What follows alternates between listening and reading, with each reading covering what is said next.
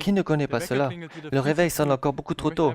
On a simplement envie de se retourner et de se rendormir. Mais on s'efforce de sortir du lit pour prier et faire sa méditation matinale. Malheureusement, le problème est qu'on n'arrive pas à se concentrer lorsqu'on n'a pas assez dormi. Et quand je lis comment le souverain sacrificateur, au jour des expiations, se préparait pour aller en la présence spéciale de Dieu, il offrait un sacrifice, s'habillait avec des vêtements saints, s'était lavé et offrait l'encens. Là, je me suis posé la question, comment voudrais-je et comment voudrais-tu aller en la présence de Dieu?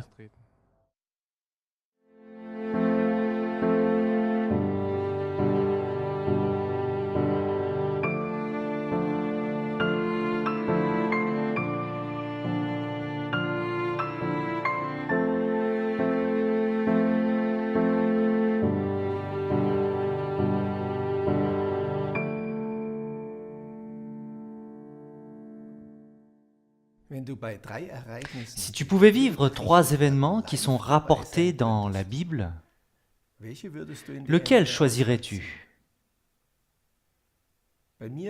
Probablement, pour moi, cela prendrait 2 heures pour interroger Jésus-Christ comme lorsqu'il était avec 2 de ses disciples sur le chemin d'Emmaüs au jour de sa résurrection.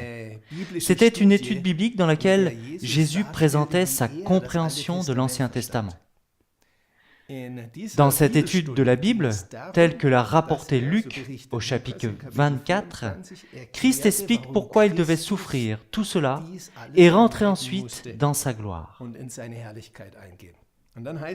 Et après cela, il est dit ici, « Et Christ, commençant par Moïse et par tous les prophètes, il leur expliqua dans toutes les Écritures ce qui le concernait. » Cela aurait été une chose de recevoir une étude biblique de Jésus. Nous ne savons pas quels sont les textes qu'il a utilisés ici, mais je soupçonne que le texte d'Ésaïe 53 en faisait sûrement partie, un texte qui vaut la peine de mémoriser. Ésaïe 53, il s'agit là d'un serviteur de Dieu qui souffre pour le peuple d'Israël. Du point de vue du Nouveau Testament, il est clair que ce serviteur de Dieu, c'est Jésus-Christ. L'eunuque éthiopien dans son char, qui citait 2 de ces versets à Philippe et lui demandait « Je te prie, de qui le prophète parle-t-il ainsi ?» reçut la simple réponse « C'est Jésus-Christ ». Jésus-Christ lui-même, dans Luc 22, cite un verset d'Ésaïe 53 et dit que cette parole s'accomplisse en moi. Tout comme Paul aussi, dans Hébreux 9, verset 28, a écrit que Christ s'est offert une fois pour, et là vient des mots qui sont semblables à ceux d'Ésaïe 53, versets 10 à 11, pour porter les péchés d'un grand nombre. Ésaïe 53 nous informe donc sur ce serviteur qui souffrit et mourut à la place des autres hommes. Il y a certains éléments dans ce chapitre qui sont fascinants.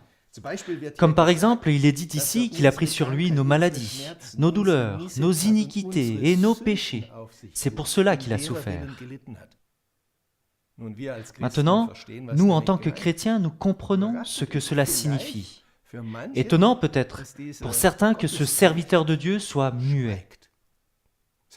Il est dit qu'il n'a pas ouvert sa bouche, bien qu'il aurait pu le faire, car il a été traité injustement. Pourquoi est-il resté muet? La seule réponse valable est qu'il le voulait ainsi. Et cela s'est passé selon sa volonté. En fait, il est même dit que Dieu le Père lui-même l'aimait. Non pas que ça lui plaisait que Jésus souffre, non. Il l'aimait dans le sens que la mort de Christ était inclue dans le plan.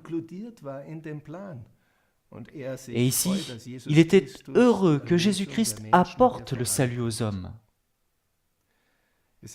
Ésaïe 53 fait partie de la vision chrétienne de la mort de Jésus. Dans le Nouveau Testament, il y a beaucoup de textes qui expriment des choses similaires, comme par exemple dans Hébreux 2, il est clairement indiqué que Jésus devait devenir homme pour mourir. Nous avons donc d'abord la crèche, puis vient ensuite la croix, Et après la croix, vient alors la couronne de Jésus-Christ. C'était le chemin voulu par Dieu et sur lequel Jésus marchait. Dans le Nouveau Testament, la mort de Jésus est décrite avec beaucoup d'images et de motifs qui viennent de différents horizons de vie. Par exemple, la mort de Jésus, la substitution, car il est mort pour nous. La réconciliation, c'est un terme de relation qui indique que la relation entre Dieu et l'homme est rétablie. C'est la rémission, le pardon, un mot du domaine financier où une dette inestimable est remise. C'est une justification, un mot dans le contexte juridique que nous sommes acquittés par la Cour de justice. L'adoption passe par sa mort, nous serons inclus dans la famille divine. Nous entendons dire qu'il est l'agneau pascal ou qu'il est le recours, la rançon qui est un moyen juridique pour racheter un esclave.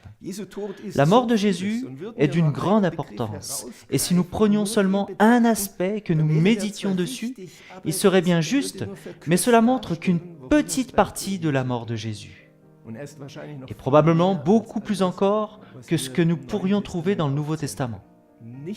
Ce n'est pas pour rien que la mort de Jésus est au cœur de notre foi. Oui, la mort de Jésus couvre tous les âges.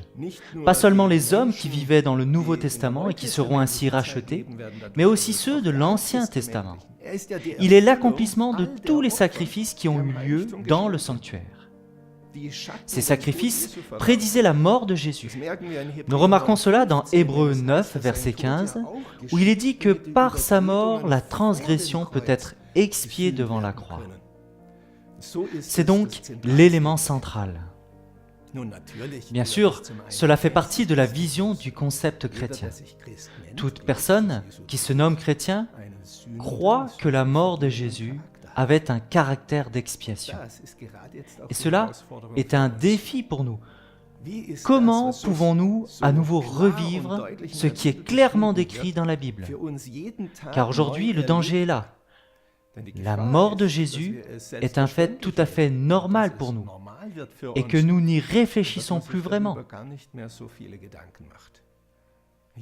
Ici se présente le défi pour nous, quotidiennement. Estimons-nous la mort de Jésus à sa juste valeur? Reconnaissons-nous sa mort? Bénéficions-nous de la mort de Jésus pour nous-mêmes, jour après jour?